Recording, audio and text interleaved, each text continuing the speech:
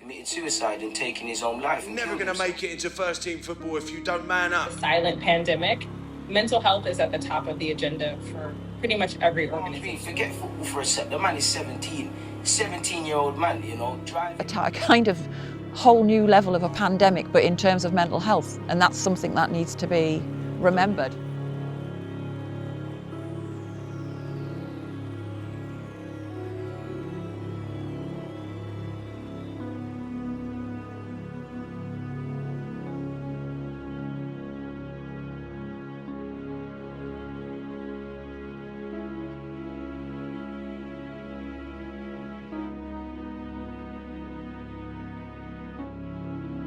Darius has been a professional footballer for over 16 years, and just recently he called it a day. We're just going to unpick over the next hour or so all things around culture, performance and the life of Darius. I've been wanting to get you on the pod, Culture and Performance, Ben Ryan podcast for ages, and on Saturday it was a pretty big moment for you, right? Yeah, I decided after 16 years of professional football to call it a day, which was a big decision for me.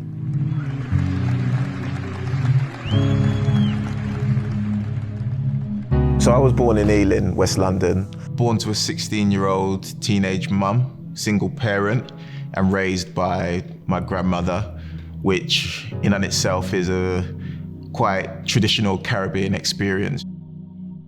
We moved around a little, and we kind of landed in Copley Close, which is an estate in a small place called Hamwell.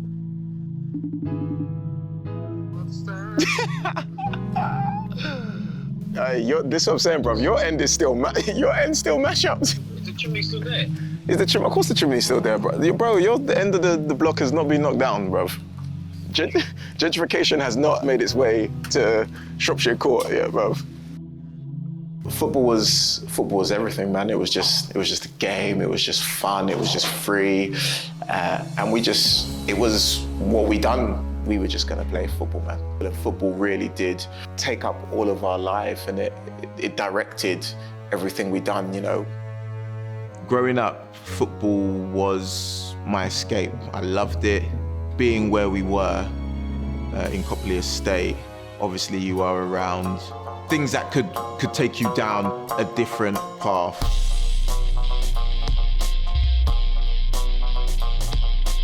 My nan was also a nurse working nights, which meant I spent a lot of time with nothing else to do other than play football. You play on these cages on estates that are tight. It's tarmac, broken glass everywhere, and you don't care. You're young, you want to have fun, and you're just learning ways in which to manipulate the ball, jink in and out of opposition, play against other estates at times, which can get quite rowdy, but you're just having fun, and unbeknownst to yourself, you're really honing your skill and your craft at that time, and that is really where I got my footballing tutelage. I think it was about 11. I remember going to Drayton Estate, which was the estate just down the road where I had a lot of friends. Me and my mate wanted to play in a tournament that Brentford were holding in line with like a police in the community type of charity event where they open a cage to the estate, and we had a tournament. At the end of that, one of the scouts for Brentford came up to me and said, how would you fancy coming out to Brentford and trialing? Obviously ended up going to Brentford, going on trial, playing a brilliant game where we played United away, and we won like 12-5, and I scored 7 goals or something like that. And that was the moment where it was like, okay, like he's in. And that was the start of, my journey, so to speak. Fast forward, it went really well. I ended up signing, spent my whole kind of formative years there at Brentford, learning my trade and essentially trying to become a professional footballer at that moment in time, which is all I'd ever wanted to be. Thanks for talking me through that network of support. At the time, did you feel that you were supported? As someone who had a great career, looking back, I attached my identity to what it was I did.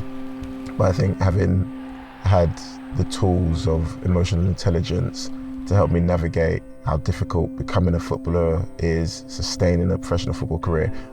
I think that obviously things you don't learn in the beginning, you end up having to struggle through in the end. And if I'd have had counselling or mentorship in the beginning of my career, then that transition would have been a lot more smoother for myself. My name is Rich Wilkinson. I'm a person-centred counsellor and research within the area of mental health surrounding deselected academy football players. As the players are starting to move up through the academy, which age they're coming into the academy, I guess can have an effect on what we tend to call, and what the research tends to back up, is this athletic identity that we talk about.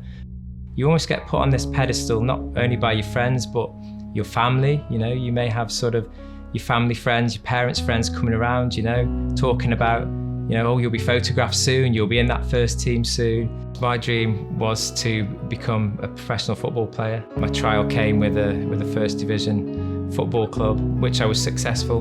And then that was when my football journey started.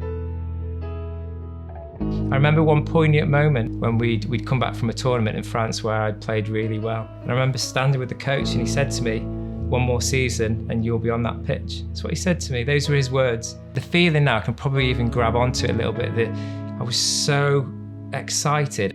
For me, that was confirmation from him that I will be a football player. I remember going back, telling my parents, telling my friends.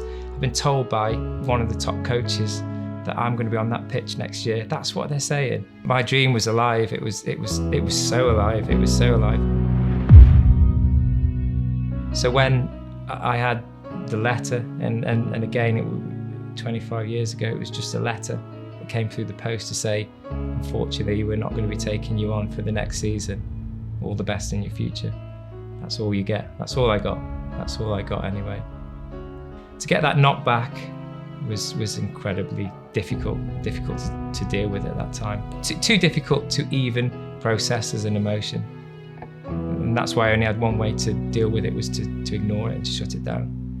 Bury it as deep as I possibly could. Never let it out again.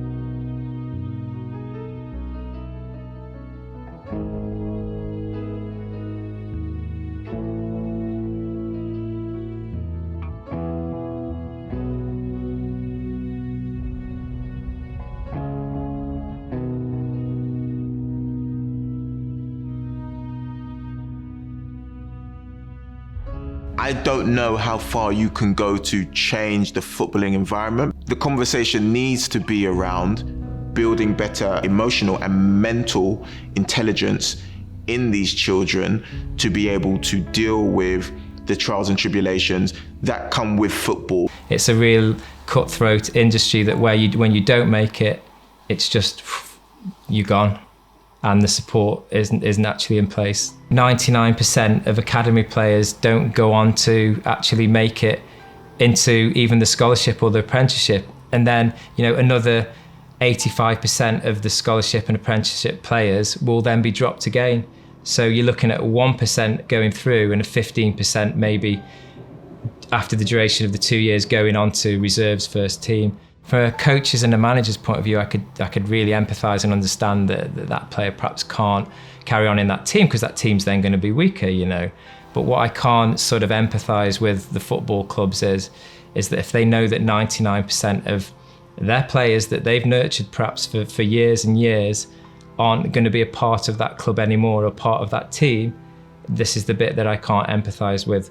Why, when they know this, is that support not available to them? Why do they have to go for that support or find that support after they've been deselected?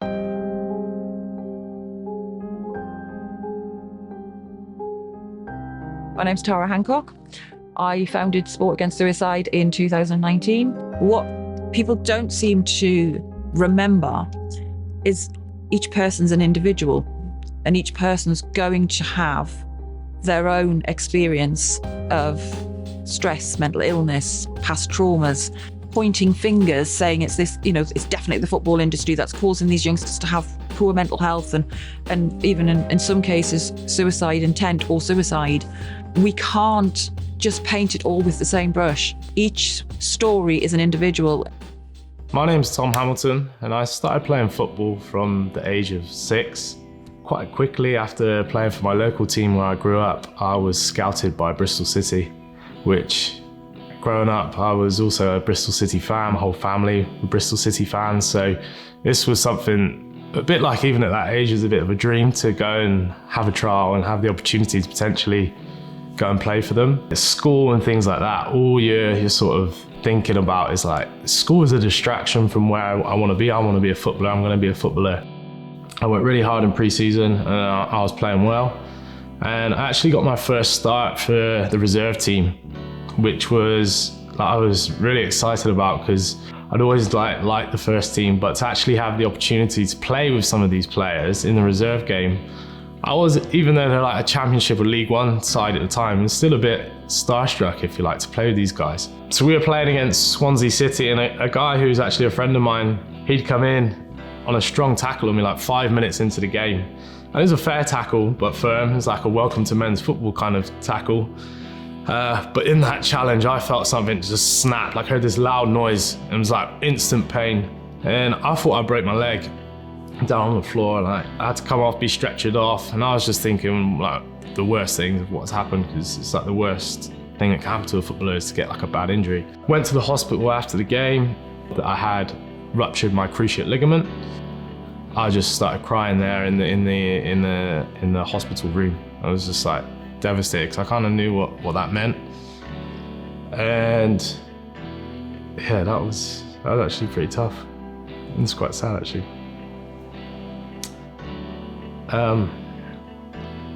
Sorry guys.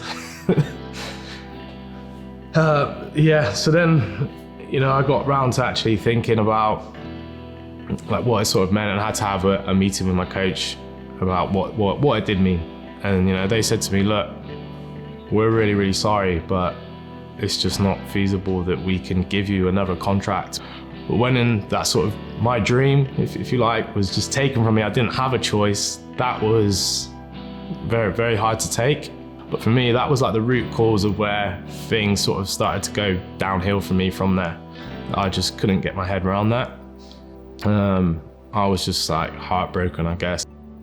Being injured with some of the other guys who were out at the time, and we went to like a betting shop, and I'd never been in one before. But we went in there and there was like these machines, and the guys were like, oh yeah, we'll put like £5 each in, and I'm pretty sure we won basically the equivalent of a week's wages in the space of 10 minutes. And I was like, boom, that was me hooked. Then I was like borrowing money from my mum, asking her for money all the time, just to go and bet. Because that sort of, for me, replaced the buzz that I got from playing football. But ultimately I was like just blowing my money as soon as I got paid. It's like that would be my escape from reality, is that just to go and bet. Taking my brother's credit card, as I knew the PIN card for it, and taking £1,000 out, driving to the casino, losing that £1,000 in 10-15 minutes. You go through the same thought process each time that you think about, you get excited to go and do this thing. And afterwards, you're beating yourself up. You're hammering yourself for being a bad person, for doing these bad things. But then it's like 5 minutes later, it's like, right, well, where can I find money to go try and get his money back or do this? I had no idea about working in what some people would say is like the real world. I was used to rocking up at 9 o'clock and being home by 1 o'clock and just playing football. I knew of some people who were in the business of selling drugs. And in my mind at 18 and 19, I thought that was quite an appealing option because it was fast money. You could earn good money. It came with status, which I'd liked from having as a footballer. And I got into selling cocaine. It was just purely, how can I get this money? I wanted to go and get more. And my usual person wasn't around, so I found somebody else that I knew, and I went and got something from them. And then I also went to go and pick up some friends, and this is at like 1 in the morning. It was just known as a known area, parts of it for drug dealing and people going there to buy drugs. And I don't know why I thought it was a smart idea to be driving around with all the drugs that I had just bought all organised as if I was to sell it. And I was driving around with my friends and I dropped some of them off at a place and I seen a police car go by. Like literally 10 seconds later, a police car comes behind me and I turned off down the road. The police car turned off down the road and I was like, this is weird. I think that they're following us. And then the police lights come on, like to pull over. I pulled over and they're like, what are you doing around here? Can we search your car? And you know, in that situation at that time, my heart just sort of sunk into your belly. And I was like, oh God. That fear of your parents telling you off because they didn't know what I was doing. Put you in the cell, and I was just thinking, geez, like, what have I got myself into here? It's just like, how have I ended up in this place? I had to call my parents and tell them what happened. I wasn't really prepared for that or expecting it at the time. So it's like you go into court. I remember standing there and they're like reading out all the things that had happened to me and telling my story. I remember standing up in the court and looking at my parents who were both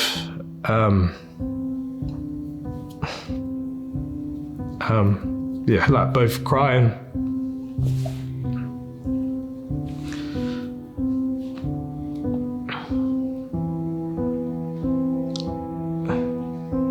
Which was like I just always wanted to make them proud of me, and I felt at that time like I hadn't done that. And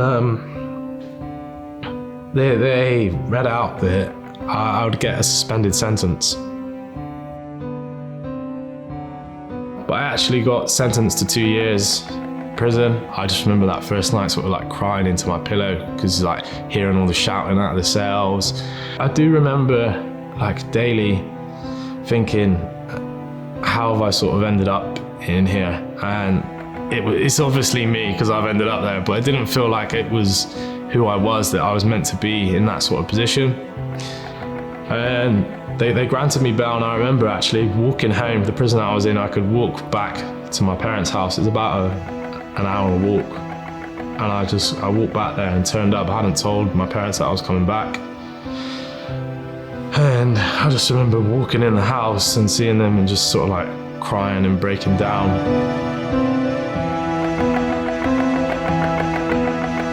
I was sort of resigned to the fact that I'd properly ruined my life, which was down to the gambling and, again, me not dealing with what was going on inside me, I guess, which related back to the football stuff.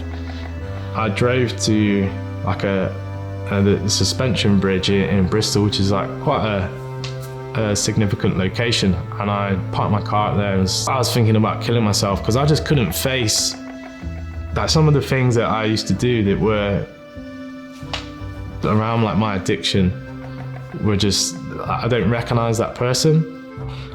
But it's like all of that started from me just being lost when I didn't like get the chance to make it at football, and I just didn't ever deal with that. I started seeing an increasing number of stories in the media about the effect that not making it through the footballing system, the academy system, has on these young players that get released at sort of the age of 16 or 17, 18, whatever it is. And it really started to kind of hit me actually how many of my friends and how many of my teammates, going back in a 25-year span of playing football, how many of my friends would have gone through these same things. Feelings of loss, anger and rejection and all of these negative feelings that they would have gone through, but I guess at the time they didn't really say anything, or I didn't even clock it or whatever it was. But I thought as a filmmaker that I could tell these people's stories and really start to sort of get the word out about how negative an impact that these feelings can have. I was never picked up by anyone, so football for me has always just been about having fun and kicking a ball around with my mates, whereas when it gets to that level of seriousness, for someone who's so young, they have to then drop everything to go and play at these academies and try and be the best that they can be. Whereas I just have always loved football since day one. One of my friends told me the story of Ross Montague. Rather than being dropped by the club, he actually decided that he was going to step away from football and retired himself, which I thought was really interesting. I joined what you would call a Sunday league club, grassroots football called Junior Bees, associated with Brentford Football Club. As I started approaching the age of 16, things all of a sudden you would say got quite professional. And those professional conversations are happening and the expectations really increased. Clearly remember working towards my GCSEs. It's a very difficult time for someone who knows they're doing well, being told they're doing well within football, but is also trying to study. And of course, I didn't study. All I was doing was playing football. I was, luckily enough, successful and was able to enter Brentford's youth team. I think it was in 2007 I made my League One debut. I feel absolutely privileged to have played in League One, the third tier of the English football leagues. Unfortunately, I remember in training, just through changing direction, a little drop of the shoulder, pushing the ball off to the right, my left knee just fell inside. And it's a horrible feeling when you know it's bad. I just remember just lying in the middle of the training ground and feeling helpless. As a young footballer, you're not given a lot of respect. You have to earn it. The moment you can't earn it and you haven't got the experience, the goals, the fixtures behind you, you can easily and quickly get a bit forgotten. Come on then, Ross, let's see if we still got that touch, mate. Gosh, there we are. The pressure on the first touch. Coming back from my first ACL injury was not too bad. 6 months, hard work, daily graft. When I got back fit and I was able to play some pre-season matches, I'd been in touch with an agent and AFC Wimbledon came down to watch me, invited by my agent. And following the match, they made me an offer. The next day we went in to speak with the manager at Brentford, and I left the meeting crying. I was shouted at. I was a kid at the time. We were not talking big money here. I was told that all of my medical bills I would be responsible for. Walked out of the office after being shouted at, why is your agent here? Who do you think you are? Left all of my stuff there. Didn't say goodbye to any of the lads and just went. Someone who's been at the club probably since the age of 11 or 12, been in the stands since the age of 8. And yeah, it was a tough period of time, and one I don't really think I actually recovered from.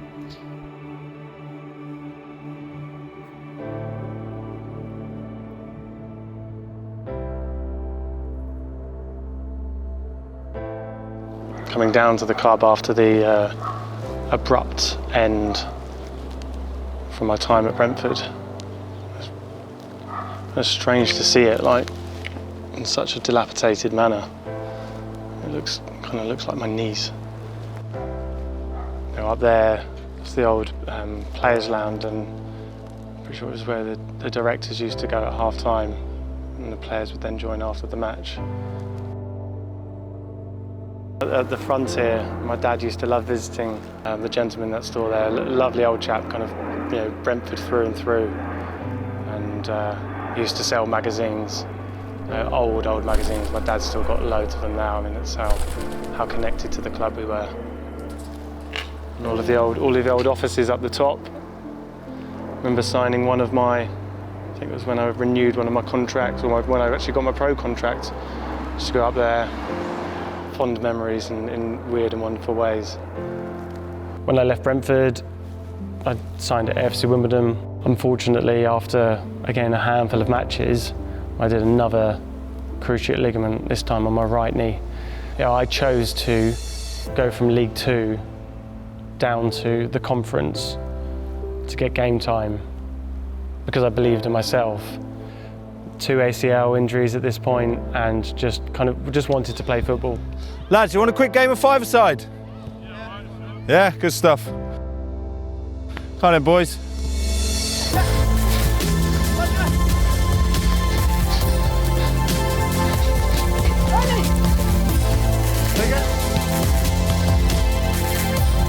hard work.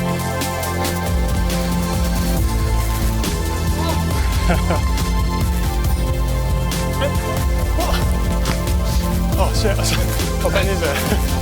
Thank you. Still got it, nevertheless, still got it. Rossi as hell. I went back to Basingstoke, a club that I'd been on loan at from Brentford. At that point, part-time football, and in my first game for them, it was against Southampton, pre-season match, and my right knee went to game, third ACL. And it was at that point I realised that I needed to possibly look elsewhere, look outside of football. The moment the knees gave up on me for the fourth time, it's like, right, no one's going to touch you now. You're out of contract. What can you do next? And it's at that point, a lot of people are stuck knowing what to do. It's just, again, a nature of the sport. Your joints take a lot of, they take a battering. My life is more important than my footballing career, but my football career was my life, or it is my life as I'm in that moment. Did you ever think of anything else as a career? No. I never had any thought of having a backup career. This is what I want to do. This is the industry I want to work in, and you don't look any further. Football was all I did, all I wanted to do. It's a tough one because you also have to think like that to make it, I think.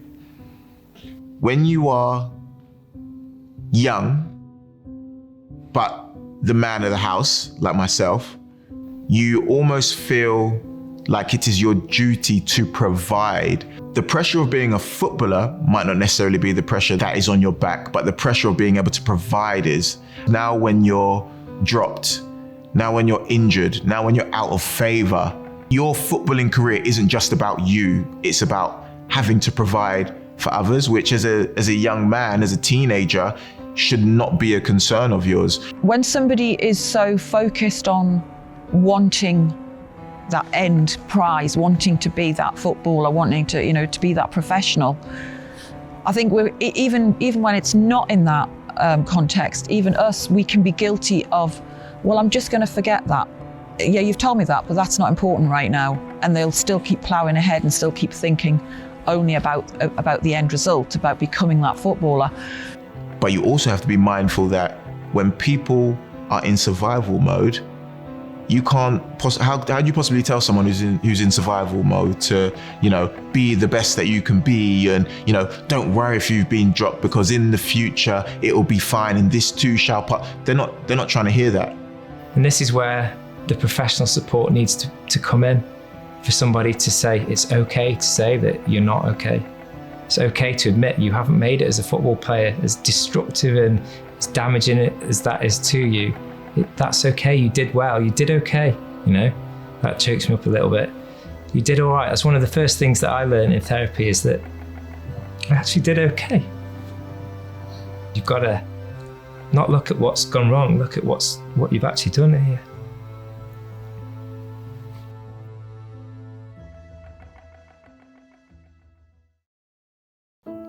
When you're released from a football club, in my experience, this may be different now. It's, they'll try and help you with finding other clubs if they can. And, whilst you're there, they'll support you with your coaching badges and things like that. So to try and help you if you do leave, from my experience at the time, was like, once you'd sort of left, there was nobody who checked up on you 6 months later to see how you were or looking out for you. And in some ways, once you're sort of gone from it, that's sort of like they're done with you. But you can only expect a certain amount of care, and you wouldn't expect, if you had a job somewhere else, you wouldn't expect that employer to check in with you 6 months later. It's after being released from something that you have put so much energy and effort and time into and love, and that's where you visualize yourself being, and then that's taken away from you. Kind of have to look at it like it's a kind of grief. You've just lost the love of your life, and this is the sort of thing they are also going to be feeling at the time. They may feel that they've disappointed their family, their friends, embarrassed. You imagine all those kinds of emotions that will be in like some big mixing pot that's going on inside of them. one of the first symptoms that comes out when an academy player is deselected is the sadness and the loss. And I think, of course, if that isn't dealt with, what then comes from that potentially is how do I take myself to a different reality? That's kind of when addiction comes in place. How can I take myself out of this place that's now was so good that now doesn't make any sense anymore? What can I do? Could I take drugs? Could I drink alcohol? Could I have addictive behaviour that will actually replace what I was getting as a footballer? I mean, let's remember, football's full of highs and lows. You have a good game, you have a bad game, but you'll always, as an academy player, as a football player, you'll always analyse that with great depth. So when you take those highs and lows away and you're feeling sad and you're feeling a loss, what do I put in place of those? What can I put in place of those in the real world? Maybe it's an addiction. None of those players will think perhaps they're going to be deselected from the club.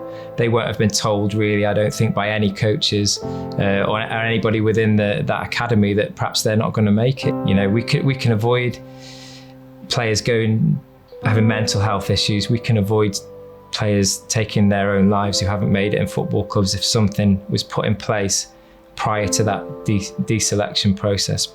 Just preparing them, you know, professional people preparing them for a loss that was going to happen. It's about changing the mindset and getting people to understand that, you know, this is just as important as your physical health. You wouldn't hide if something was wrong with your physical health. You know, if they have an ACL injury, it's there, isn't it? You know, you've had it and you've got to deal with it. Whereas when you're hiding something that's going on up here, it's easier to hide it and not let people know it's going on. It takes a very, very strong character, leader, manager, to be able to come in, rip up the scrapbook and say, listen, we are going to devote the same amount, if not more so, to your mental and emotional well-being, because that first and foremost will give you the best opportunity not to just be the best footballer here, but the best footballer you can possibly be. And do I think it's changing? I think, like most things, people jump on the bandwagon of whatever the trending topic is. But there are also people in the game that are trying to change that. But like I said, it takes a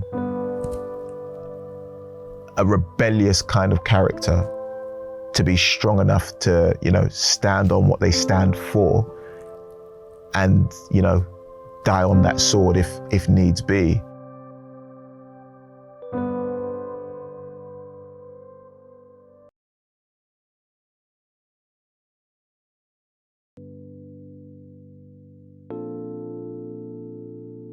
Good, let's go. Cameras on your feet. My name's Tony Russell. I'm the first team manager of Lewes FC. I was a football player when I was growing up. I was football mad. Played for my local team, played for my district and then the county, and West Ham invited me down. I went and played for West Ham, and then I played for Reading, some games for them. And then, and then, if I'm honest with you, I thought I fell out of love with the game and then just stopped playing. I just didn't want to play. So when I got offered the opportunity to go into it, I wanted to do it completely different. I wanted to be technical. I wanted to coach. I want to treat people with respect, and I'm not going to shout and scream at them. We're going to coach it and back them. And if you declutter these youngsters that have been released by pro clubs and get in a funk, as I suppose we would call it, their agents around, gets them a few trials. If they don't get in, the agent stops picking the phone up. So now they're lost. So I've just now got in before that process happens. And then my plan is to get them in early, so declutter them early so they haven't got that big load of baggage. And then we'll just get them back in the league our way. It's working for us as a football club. So we could upscale that. So when players come out of clubs, why can't there be a little 6-month period where they can come in and train every day, but we use that time. They train in the morning, but in the afternoon, they have a bit of counselling, there's group counselling. And why can't a careers officer come in and talk to them about life after football and potential training? What do they want to go into? What does it look like? Can you get work placements? With football, but weaning them back into society and just preparing them for what's next. So rather than when the agent drops them, and they haven't got nothing, so they don't know no one. And then that's when the trouble starts. That's the period where someone might walk into a betting shop or someone might take something they shouldn't have taken. Because realistically, they haven't really got a chance. They haven't got a chance. Because even though they might have come from a Premier League club and they're going to a League 2 club, they're frazzled. Because they've been let go, the whole world's over. Now they've got to put a kit on and go and perform. They haven't got a training kit like everyone else. For the first time, they're out of their comfort zone, they're walking into a complete new environment and expected in 2 weeks to show the wife's going to get a pro contract. So when they don't get one, now they're let go by a League 2 club. So now they're just falling. They're just falling. You've got to stop. You've got to put a platform up to them and say, right, okay, you can go again. You might not have listened at school. Football might have been that's all you cared about, or you thought that was always going to be your life. You can still learn to be a plasterer, a plumber, an accountant, whatever you want to be. We can send you to college. You can send you to, and that's where I feel that's the key period of where we can prevent so much.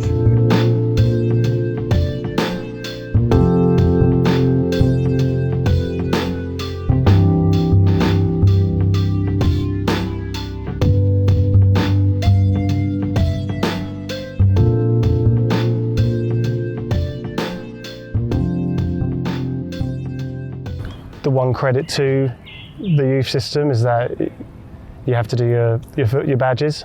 The football badges allowed me to I got in touch with Brentford. I was there from the age of 10, went back there and started doing some football coaching for them. And so it was the football in the community side actually appreciated me as an individual and my past. But they gave me the opportunity. I was going into schools, doing rewarding work, delivering assemblies, and it was that at that moment I was like, I really enjoy this. I enjoy just coaching, talking to children about the transition, and ultimately that led me into a new career. I was able to get a job at an independent school in Kew. I quickly realised that I loved it. I love playing football, and I was able to use that, my passion, my skills to connect with children, help them progress. After a year of doing so, I quickly realised that I really like this. This is something an environment that I want to be in, which contradicts, I suppose, the end of my education, my personal education at GCSEs, which was completely clouded by football. But then I was able to use football to connect with a school and children, get me into an industry that I feel I am now thriving in. Okay, so who knows what I used to do before I became a head teacher? Lots of you know. What was it? I was a footballer. Can you remember possibly why I'm not a footballer anymore? Why did I stop playing football? I got injured. And we spoke about this before. What did we need to do? Sometimes if things don't go right, if you can imagine if you're learning in a lesson, or you're really, really trying to achieve something. If it doesn't go right, what can you do? What can we do? Yes. You can try again. So, what should I do after? What do you think I should do after? Yes. Do something else. Yes, it did exactly that. So, although I couldn't continue within football, I did something else, and I kept trying. And luckily enough, I'm able to work in a school with you all, okay, which is very nice, isn't it? I'm in my 11th year of education, and education is in teaching. The transferable skills that I was able to take through working within a team within football meant that every opportunity or every single day that I turned up in a classroom setting, I saw it like a training session. How can I have an impact in this classroom? How can I help that child? And that's the same way I approached every day at training. And that approach enabled me to, as I say, 11 years in, sit here as head of a school in Hampstead. And it's something that I'm really, really proud of, and I suppose have football to thank for in a way. And I feel, in a way, quite lucky that my knee injuries stopped my football career. I got to experience it, the fans, the energy, the skills, the transferable skills that I still carry to this day. It taught me lots. The mental health side of things is, my identity was certainly attached to just being a footballer, which when you're so tied to one identity, if you lose that, then it's very easy to fall into you know, a poor state of mental health, if you want to call it that.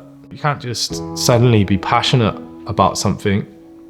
You know, you have to kind of find something else. But when there's one thing that's all you know, you can feel lost. And it took me a while to find the thing that I was passionate about. But I think that was like a key for me to kind of make the right steps in my life, was to replace that feeling of football, what that gave to me, with another passion. Fast forward to today, I've now been a personal trainer for just over 10 years, which started with the foundation of doing my course, you know, supported by the PFA, which I probably wouldn't be doing it now if it wasn't for that.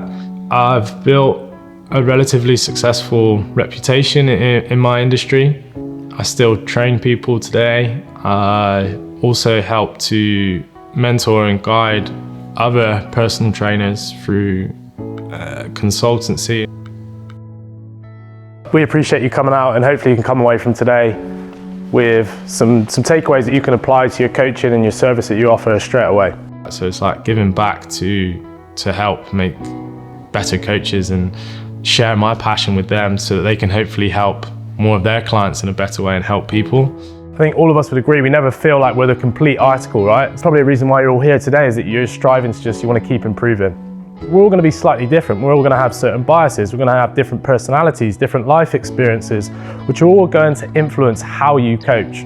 To be able to do things like this is something that I would never have felt comfortable doing, or actually been able to express my true feelings about, if I kind of hadn't been through the hard stuff and hit that rock bottom, because that forced me to get to the problem. And I don't wish anybody to get to that point. Hopefully you can get help before, but yeah, for me that was what I needed to do to discover where I'd sort of went wrong, and to actually discover myself and to turn my life around.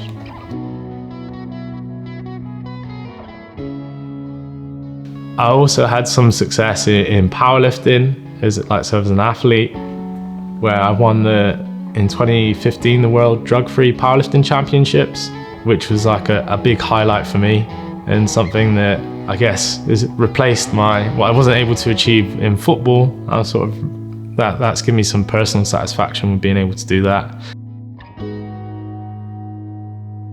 Probably what I'm most proud of is that I have a young daughter who, at the time that we filmed this, is almost 2 years old.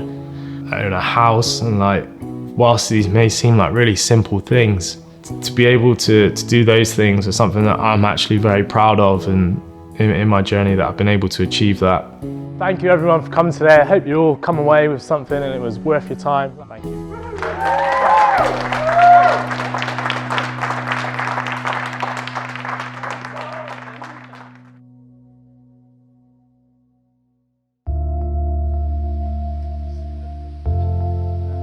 Good to see you, man. Yeah, you too, brother. How you doing? You good? Yeah, I can't complain. You? Congratulations on your retirement. Thank you.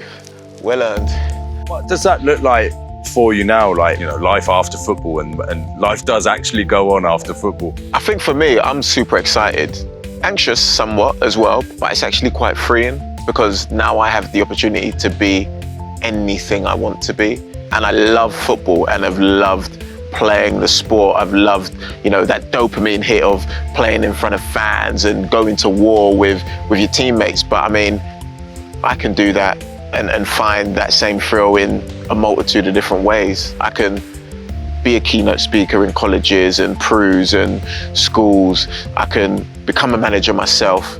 I can mentor in loads of different realms. There's so many ways in which I can still perform in front of people, which is what I'm used to doing. If you had to speak to a young footballer who maybe had just gone through it all, and their world has effectively ended, Just tell me about how life is not all about football.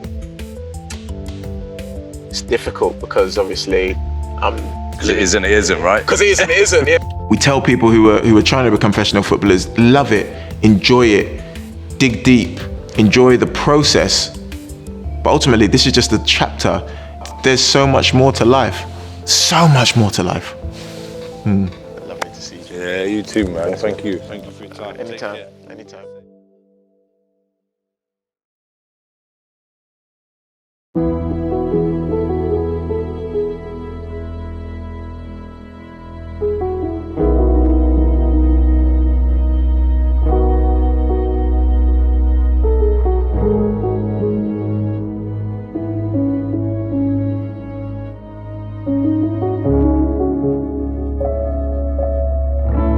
From sort of missing quite a large chunk of education, focusing on becoming a football player, I actually wondered, whether I would actually step back into education at all.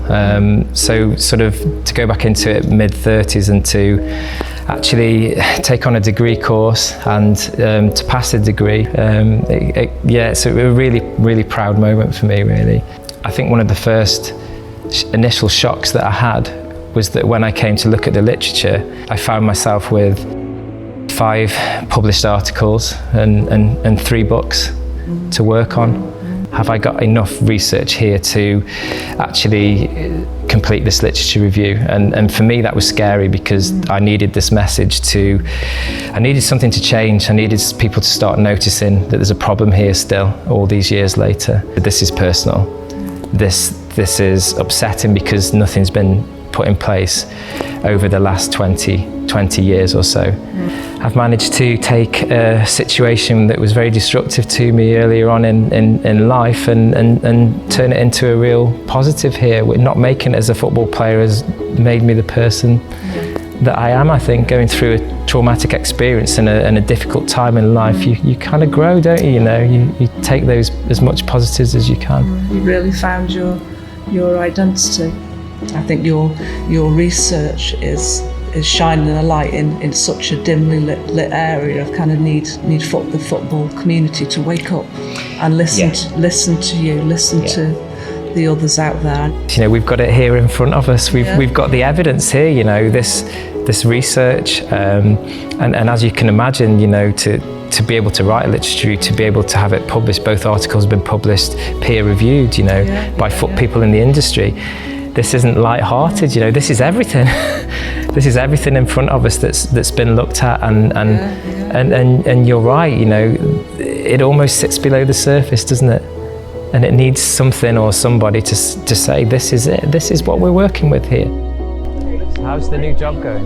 It's great to have an opportunity to work with players at that age, of that caliber, and help them work with their values, their identity, and who they are outside of the work that they do.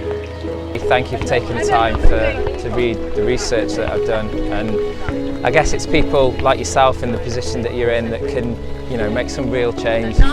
Well, I mean, no, thank you, because ultimately as a player, we're very ignorant to these things, and we believe we're impervious to all of these issues, yet so many of us go through it, and I think having the data and the research like yours just makes it more real, and it allows myself as well as someone like yourself to really make some change in football.